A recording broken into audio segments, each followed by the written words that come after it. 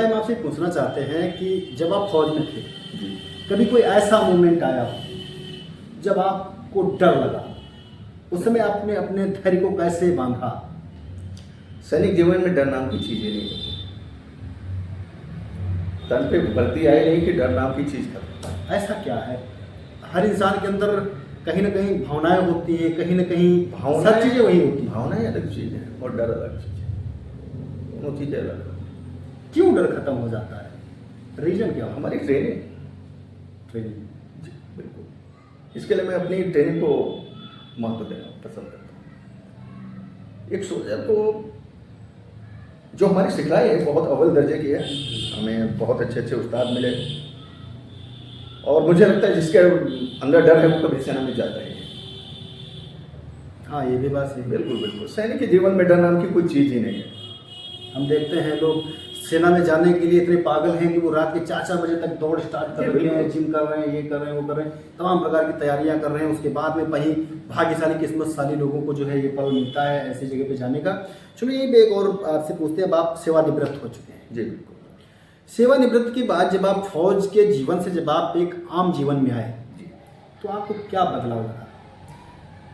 देखिए, सैनिक जीवन अलग है और यहाँ सिविल का जीवन अलग है।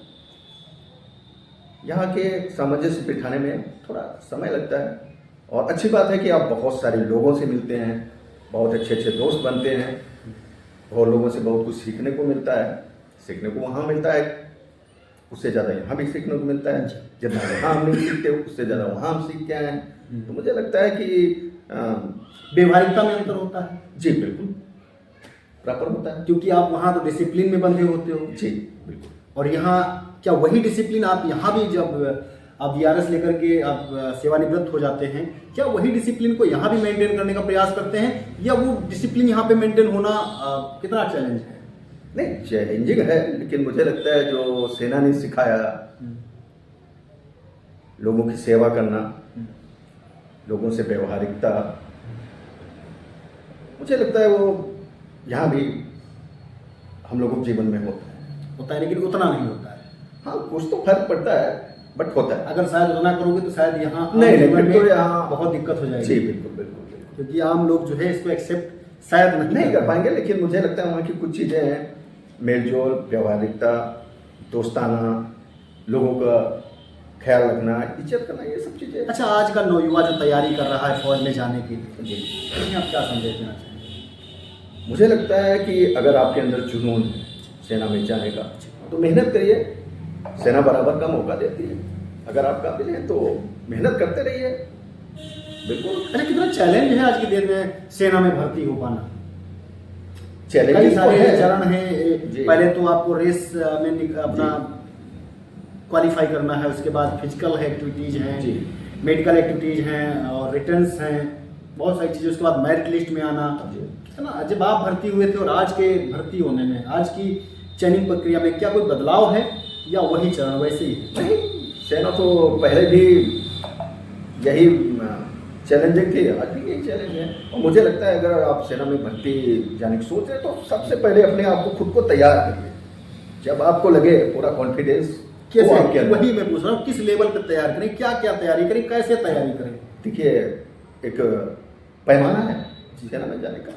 आपको 1600 मीटर दौड़ पूरी करनी है, बाकी फिजिकल एक्टिविटीज़ हैं, तो आप पहले उनको यहाँ पे ग्राउंड पे अपना तैयार करिए। और रिटर्न एग्जाम है, अब तो पहले हमारे समय में पहले फिजिकल एक्टिविटी होती थी, बाद में रिटर्न होता था। अब पहले रिटर्न होता है, तो आप रिटर्न देके आ गए और आप अपनी फिजिकल की तैयारी करिए। कैसे तैयारी करें फिजिकल? जैसे मतलब नौयुवा है जी, उसे कुछ नहीं पता फौज क्या है, उसमें कैसे तैयारी करें, लोगों को देख रहा है, जिसमें मैं भी एक समय शामिल था। मैंने देखा है, अभी कई बच्चों को देखा है, उन्हें पता है कि 1600 मीटर की दौड़ है तो 1600 मीटर ही दौड़ते हैं। हाँ, 1600 मीटर। लेकिन मुझे लगता है कि अगर आप 5 या 6 किलोमीटर पर डे अच्छे से दौड़ रहे हैं तो 1600 मीटर आपके लिए नॉर्मल हो जाएगा। लेकिन आप अगर 1600 मीटर नाप के दौड़ रहे हो तो मुझे लगता है वो गलत है।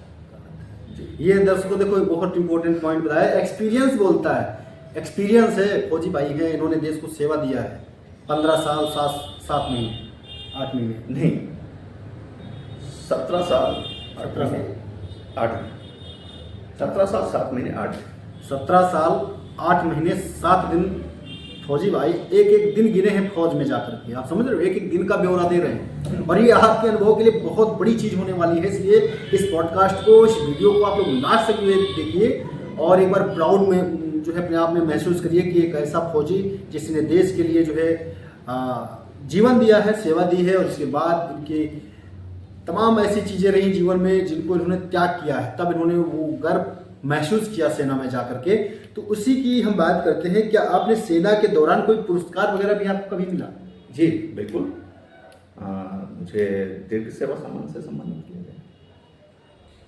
अच्छा, लॉन्ग सर्विस में। अच्छा, लॉन्ग सर्विस मेडल आपको मिला हुआ है। हाँ।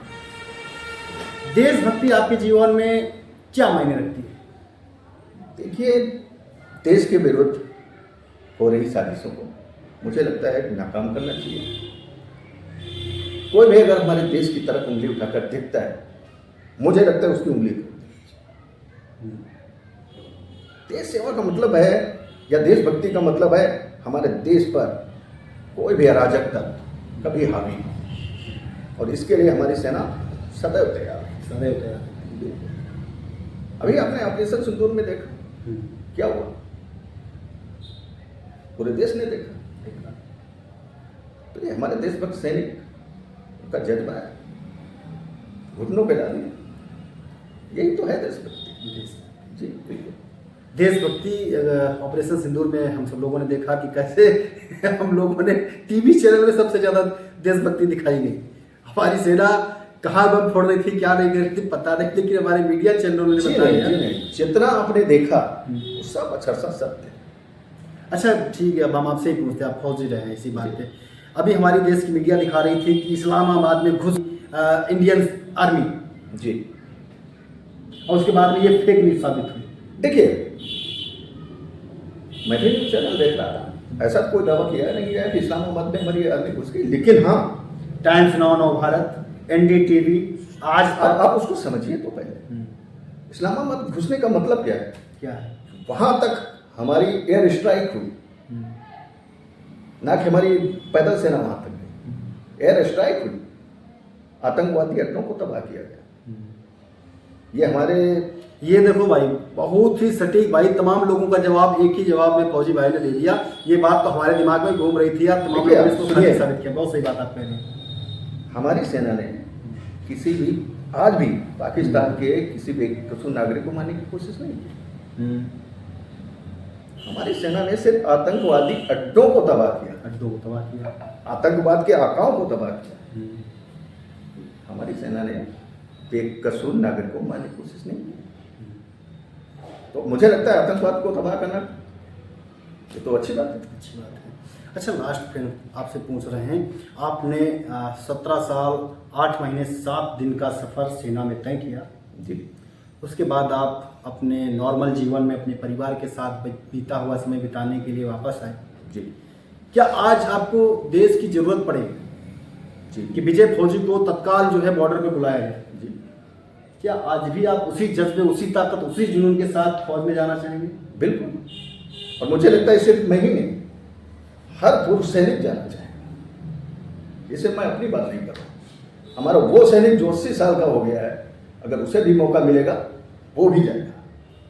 इसमें बहुत अच्छी बात है, बहुत अच्छी सोच है। इसी में एक चीज और, जब आपने कहा कि हमारे देश का पूर्व सैनिक, जी, हर सैनिक जाना चाहे, जी बिल्कुल बिल्कुल। यहीं पर एक बात और छोटा सा प्रश्न है आपसे कि आपने सुना होगा कि अभी एक इस सेना का जो अवधि है इसको घटा करके और एक नया नाम दिया गया अग्निवीर। जी, अग्निवीर के लेकर के आपका क्या विचार है? देखिए, मुझे नहीं लगता ये जो योजना है ये खराब है। अब समझिए, मुझे तो बल्कि ये लगता है कि देश के प्रत्येक नागरिक को 4 साल सर्विस का मौका दो। गुड, मैं भी वो एक टेंट सोल्जर हो और देश सुरक्षित हो। बिल्कुल सही बात है। तो अग्निवीर को एक गलत चीज नहीं। अग्निवीर, मैं यही बात पूछना चाह रहा था फौजी भाई से, क्योंकि ये एक्सपीरियंस इनको है फौज का और ये बहुत अच्छी बात है।